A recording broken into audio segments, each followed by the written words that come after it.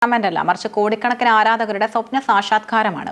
2023 സ്വന്തം മണ്ണിൽ കൈപ്പിടിയിൽ ഒതുങ്ങുമെന്ന് കരുതിയ കിരീടം ഫൈനലിൽ നഷ്ടമായതിന്റെ വേദന ഇന്ത്യൻ ടീമിനെയും ആരാധകരെയും ഒരുപോലെ വേട്ടയാടുന്നുണ്ട്. ആ മുറിവ് ഉണക്കാനും ലോക ക്രിക്കറ്റിലെ തങ്ങളുടെ ആധിപത്യം വീണ്ടെടുക്കാനുമായി BCCI ഇപ്പോൾ മിഷൻ 2027 പദ്ധതികൾക്ക് ഔദ്യോഗികമായി തുടക്കം കുറിച്ചിരിക്കുകയാണ്.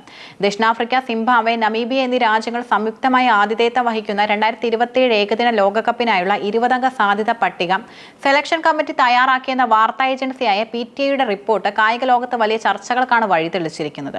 അജിത് അഗാർക്കറുടെ നേതൃത്വത്തിലുള്ള സെലക്ഷൻ കമ്മിറ്റി വളരെ മുൻകൂട്ടി തന്നെ തയ്യാറെടുപ്പുകൾ നടത്തുന്നത് ടീമിന്റെ കൃത്യമായ പ്ലാനിങ്ങിനെയാണ് സൂചിപ്പിക്കുന്നത്. പഴയ കാലങ്ങളിൽ ടൂർണമെന്റിന് തൊട്ടുമുമ്പ് മാത്രം ടീമിനെ പ്രഖ്യാപിക്കുന്ന രീതിയിൽ നിന്നും മാറി ഏകദേശം 2 വർഷം മുമ്പ് തന്നെ ഒരു കോർ ഗ്രൂപ്പിനെ കണ്ടെത്താനാണ് BCCI ശ്രമിക്കുന്നത്.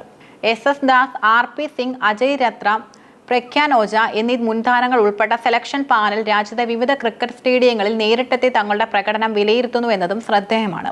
ഇത് കേവലം സ്റ്റാറ്റിസ്റ്റിക്സ് നോക്കിയുള്ള സെലക്ഷൻ അല്ല, മറിച്ച് താരങ്ങളുടെ ശാരീരികക്ഷമത, സമ്മർദ്ദഘട്ടങ്ങളിലെ പ്രകടനം, ഫീൽഡിംഗ് മികവ് എന്നിവ നേരിട്ട് കണ്ട് ബോധ്യപ്പെടാനുള്ള ശ്രമമാണ്.